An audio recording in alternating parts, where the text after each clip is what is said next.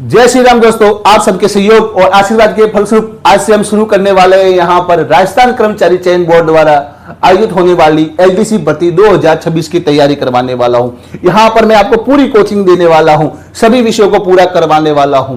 यह विषय सबसे पहले हम यहाँ पर पढ़ेंगे, साइंस को पढ़ेंगे, उसके बाद मैथ्स पढ़ेंगे, इंग्लिश पढ़ेंगे, क्रमानुसार सभी विषयों को पढ़ेंगे। विषयों को पढ़ाने का क्रम कठिन से सरल की ओर होगा। मैं भगवत सिंह आप सबका स्वागत करता हूं अपने मास्टर चैनल पर। यदि आप इस चैनल पर नए हैं तो चैनल को सब्सक्राइब करें, बेल आइकन को दबा देंगे जिससे इस वीडियो सीरीज के प्रत्येक वीडियो आपको सही समय पर मिल सके। यहां पर एलडीसी की भर्ती में विज्ञान एक महत्वपूर्ण विषय है, उसको बहुत ध्यान से पढ़ना है। आप सबको अपने साथ में एक नोटबुक रखनी है और एक पेन रखनी है जिससे हम इसके नोट्स हम अच्छे से बना सके और उसको रिवाइज करते रहना है।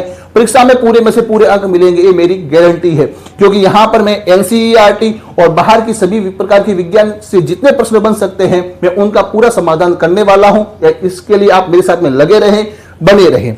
तो शुरू करते हैं आज का हमारा साइंस का विषय जिसका नाम है दैनिक विज्ञान एलडीसी की भर्ती के लिए। सबसे पहले जाते हैं हम पहली स्लाइड पर। हमारे एलडीसी भर्ती के साइंस के सिलेबस में पहला पॉइंट है भौतिक एवं रासायनिक परिवर्तन। भौतिक एवं रासायनिक परिवर्तन आपको यह समझना होगा, यह जो पॉइंट है वो आपकी परीक्षा के लिए बहुत महत्वपूर्ण है। इसलिए सबसे पहले मैंने सिलेबस का जो आपका एलडीसी के सिलेबस है उसका पहला पॉइंट है, उस पहले पॉइंट को मैंने चूज किया है। अब इसमें ही हम पूरे डिटेल से पढ़ेंगे और एक एक चीज को हम समझने वाले हैं। सबसे पहले पॉइंट होता है परिवर्तन, भौतिक एवं रासायनिक परिवर्तन। अब हमारे मोबाइल में बहुत सारे भाइयों को परिवर्तन का मतलब पता नहीं होगा। परिवर्तन का मतलब होता है बदलना। क्या होता है? बदलना, किसी भी प्रकार से बदलना। अब हमारे यहां पर जो सिलेबस है भौतिक एवं रासायनिक परिवर्तन, तो यहां पर क्या होता है? वस्तुओं का, पदार्थों का परिवर्तन होगा। तो यह परिवर्तन दो प्रकार से होता है। सबसे पहले होता है भौतिक और दूसरा होता है भाई साहब रासायनिक। ये तो क्या होगा? पदार्थ की भौतिक अवस्था में क्या होगा? परिवर्तन होगा। मतलब बाहर से कैसा दिखता है, बड़ा है तो छोटा कर दिया जाएगा, छोटा है तो बड़ा कर दिया जाएगा, तो वो तो हो गई उसकी भौतिक अवस्था। उसका रूप बदल देंगे, जैसे बर्फ का पानी में बदलना, पानी का गैस में बदलना, रूप बदल दिया। उसकी अवस्था ठोस, द्रव और गैस में बदलना। तो ये क्या हो गया? यह रूप, अवस्था आदि में परिवर्तन को क्या कहेंगे? भौतिक परिवर्तन कहते हैं। रसायन का मतलब होता है जो पदार्थ व किन पदार्थों से, यह पदार्थ किन अणुओं से बना है, किन परमाणुओं से बना है आदि में कोई परिवर्तन करके नया पदार्थ बनाएंगे तो उसको किसमें रखेंगे? रसायन वाले भाग में रखेंगे। अब सबसे पहले हम इसको डिटेल से पढ़ते हैं। सबसे पहले जानते हैं कि भौतिक परिवर्तन क्या होता है। आप पहली स्लाइड में देख रहे होंगे भौतिक परिवर्तन को मैंने पहले पॉइंट के रूप में लिया है। अब आपको समझना है परिवर्तन कितने प्रकार का होता है। परिवर्तन दो प्रकार का होता है, भौतिक एवं रासायनिक। भौतिक परिवर्तन में क्या होगा? जहां पर उस पदार्थ की भौतिक अवस्था में परिवर्तन किया जाएगा, जैसे उसका रूप, रंग और अवस्था आदि में हम क्या करें? परिवर्तन करें तो उसे किसमें रखेंगे? भौतिक। और उसे रासायनिक संगठन में यदि हम परिवर्तन करें तो उसे क्या कहेंगे? रासायनिक परिवर्तन कहेंगे। सबसे पहले भौतिक परिवर्तन को अच्छे से समझते हैं।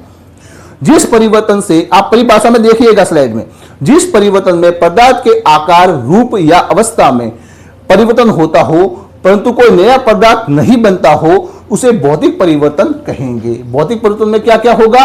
देखिए स्लाइड में, आकार मैंने पहले बोल दिया था, जहां पर आकार, रूप और अवस्था पर ध्यान क्या रखना है? इन तीनों में परिवर्तन हो सकता है, आकार बदल सकता है, रूप बदल सकता है, अवस्था बदल सकती है, पर नया पदार्थ नहीं बनेगा। नया पदार्थ नहीं बनेगा, इस बात का ध्यान रखना है। क्या ध्यान रखना है? आकार, रूप और अवस्था में परिवर्तन हो सकता है परंतु नया पदार्थ नहीं बनता है, इस बात का आपको ध्यान देना है। यह होगा भौतिक परिवर्तन। यह होगा भौतिक परिवर्तन। जैसे कि यहां पर आकार के बारे में है, जैसे एक बड़े पत्थर को हमने दो टुकड़ों में बांट दिया तो उसके आकार में परिवर्तन हो गया, बड़े से क्या हो गया? छोटा हो गया। वहीं पर रूप परिवर्तन की बात करते हैं तो जैसे बर्फ था, बर्फ पहले ठोस अवस्था में था, उसका ठोस रूप था, उसको गर्म किया तो वो किसमें बदल गया? जल में बदल गया। तो क्या उसकी अवस्था में परिवर्तन हुआ कि नहीं हुआ?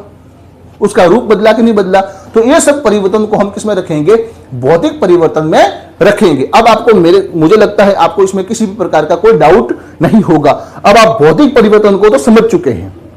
अब हम जानेंगे भौतिक परिवर्तन की विशेषताएं, क्योंकि हमारे जो ऑब्जेक्टिव बनेंगे, आजकल क्या हो गया है, कर्मचारी चयन बोर्ड के द्वारा परीक्षा ली जाती है, उसमें हमको कंफ्यूज करने वाले प्रश्न पूछे जाते हैं। ये ऐसा होता है क्या नहीं होता है?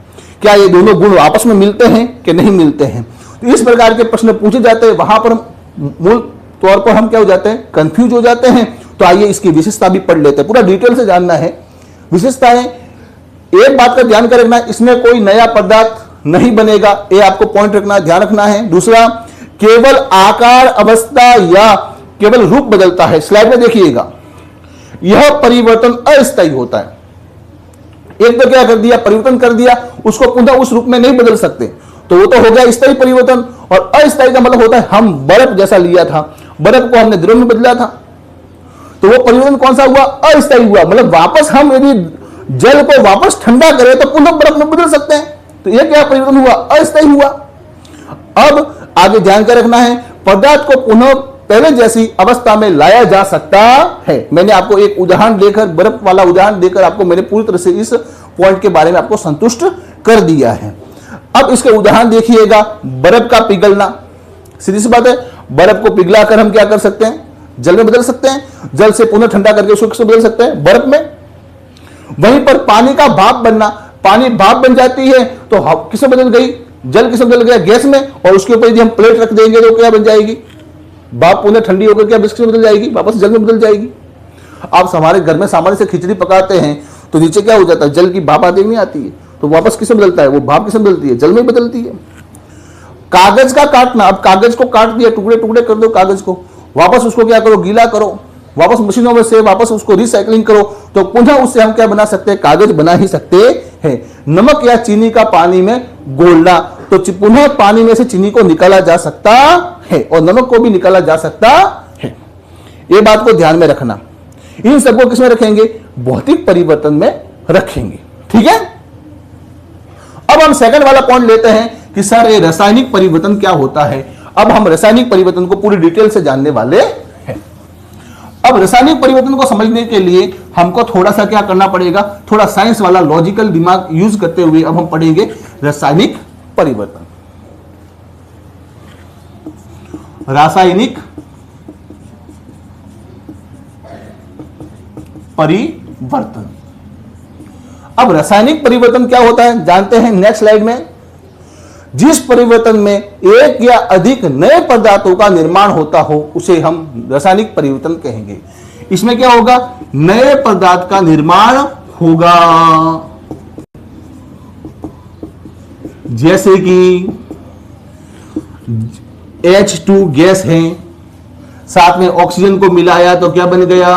H2O। क्या बन गया भाई साहब? जल बन गया। तो दो पदार्थों को मिलाकर हम इसमें क्या बनेगा? कोई तीसरा या अलग पदार्थ ही बनेगा। और पदार्थ कितने बन सकते हैं? दो भी बन सकते हैं और दो से अधिक भी बन सकते हैं। तो वो क्या कहलाएगा? रासायनिक परिवर्तन, यानी उसके संगठन के आधार पर उसमें परिवर्तन करना। अब रासायनिक परिवर्तन की पहचान कैसे करोगे? तो उसकी पहचान करोगे आप उसके रंग में परिवर्तन से। उसका रंग बदल जाएगा। जैसे कि चाय बना रहे हम, चाय के लिए दूध कैसा है? सफेद। उसमें हमने शक्कर डाली, उसमें हमने चाय पत्ती डाली, मतलब अलग अलग पदार्थ हम उसमें मिलाते जा रहे हैं। अब हमने उसको क्या किया? गर्म किया, मतलब उसको उष्मा दी। अब उसका चाय का कलर कैसा हो गया? कत्थई रंग का हो गया। तो उसका रूप बदला, रंग बदला। उष्मा या प्रकाश उत्पन्न होगा। कभी कभी हम क्या करेंगे? जब किसी दो पदार्थों को मिलाएंगे तो उससे बीच में क्या उत्पन्न होगी? उष्मा उत्पन्न होगी। जैसे चूने में, चूना होता है नहीं होता? चूने में हम पानी मिलाते हैं, तो कार्बन डाइऑक्साइड उत्पन्न होती है। तो चूना क्या होता है? गर्म होता है, उबलने लगता है। तो दो पदार्थों को मिलाएंगे तो बीच में क्या उत्पन्न होगी? उष्मा उत्पन्न होगी। तो ये भी एक क्या है? रासायनिक परिवर्तन होने का क्या है? एक सूचक होता है, एक पहचान होती है। दूसरा, गंध उत्पन्न होना, यानी स्मेल आना। नया पदार्थ बनना, जिसे नई पदार्थ का क्या होता है, निर्माण होता है, वो मैं पहले ही आपको समझा चुका हूं। इसके उदाहरण देखिएगा, लोहे में जंग लगना। अब लोहा क्या है, फेरम। लोहे को क्या बोलते हैं, फेरम बोलते हैं भाई साहब। अब लोहे के साथ में आपने क्या मिला दिया, आपने ऑक्सीजन मिला दिया। लोहे को के साथ में क्या मिला दिया आपने, ऑक्सीजन मिला दिया। अब लोहा जल के साथ में मिल रहा है, और किसकी उपस्थिति में, लोहा जल के साथ में मिल रहा है, और किसकी उपस्थिति में मिल रहा है, ऑक्सीजन की उपस्थिति में मिल रहा है। तो क्या लग जाएगी इसके ऊपर, जंग लगेगी। क्या लगेगी, जंग लगेगी। जब लोहे पर क्या होगा, जब लोहे को हवा में रखा जाए, यानी ऑक्सीजन की उपस्थिति में रखा जाए, और वो जल के संपर्क में आए, तो क्या लगेगा, उसमें जंग लगेगा। ये भी क्या हुआ, लोहे में रासायनिक परिवर्तन हुआ। लकड़ी या कागज का जलना, आप किसी लकड़ी को जलाते हो या किसी कागज को जलाते हो, तो उससे क्या मिलती है आपको, एस मिलती है। एस का मतलब होता है राख। आपको क्या मिलती है, राख प्राप्त होती है। क्या आप उस राख से पुनः लकड़ी बना सकते हो, क्या राख से कागज बना सकते हो, नहीं बना सकते। तो ये क्या हो गया, परिवर्तन स्थायी हो गया। अब हम जानेंगे भौतिक और रासायनिक परिवर्तन में अंतर क्या है। भौतिक परिवर्तन में क्या होगा, परिवर्तन होगा वो अस्थायी होगा, पर रासायनिक परिवर्तन में जो परिवर्तन हो रहा है वो क्या होगा, स्थायी होगा। रासायनिक परिवर्तन में चाय से पुनः दूध प्राप्त नहीं किया जा सकता, चाय से पुनः दूध प्राप्त नहीं किया जा सकता। तो वो क्या हुआ, रासायनिक परिवर्तन हुआ। वहीं पर हम यदि भौतिक परिवर्तन करने जाते हैं, तो नमक को पुनः पानी में घोला जाए तो पुनः नमक को प्राप्त किया जा सकता है। इस बात को आपको ध्यान में रखना है, ठीक है। ये तो है भौतिक और रासायनिक परिवर्तन में थोड़ा क्या है, डिफरेंस होता है, ठीक है। अब आगे क्या होगा, आगे उदाहरण है दूध का दही बनना।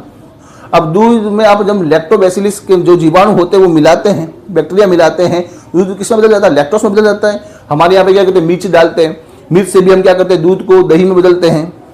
वहीं पर दूध में जामुन मिलाते हैं, जिससे दूध क्या बनता है, दही बन जाता है। अर्थात हम उस जीवाणुओं को उसके संपर्क में लाते हैं दूध के, तो दूध किसी तीसरे पदार्थ में दही में बदल जाता है। क्या दही से वापस दूध बना सकते हो, नहीं बना सकते। तो एक प्रकार का परिवर्तन कौन सा हुआ, रासायनिक परिवर्तन ही हुआ। भोजन पकाना, आप भोजन पका रहे हो, सब्जी बना रहे हो, तो वो भी एक प्रकार का क्या है, रासायनिक परिवर्तन है। आज का पॉइंट यहीं तक। मैंने आपको भौतिक और रासायनिक परिवर्तन बहुत अच्छे तरीके से समझा दिया है। आप अपनी और बुक्स लीजिएगा और इसमें खोजिएगा, जिससे आपको नई नई चीजें प्राप्त होगी। भौतिक और रासायनिक परिवर्तन यही होता है। इसके बाद में मैं अगले वीडियो में मैं आपको पढ़ाने वाला हूं भौतिक और रासायनिक में होने वाली अभिक्रियाओं को समझाने वाला हूं। वहां पर ऑक्सीकरण, अपचयन, रेडॉक्स अभिक्रिया वो समझाने वाला हूं। नए पदार्थों का निर्माण कैसे होगा वो अच्छे से समझाने वाला हूं। इसलिए अगली क्लास के लिए आप तैयार रहिएगा अपने साथ में अपनी नोटबुक और पेन लेकर। तब तक के लिए जय श्री राम, शुभ रात्रि।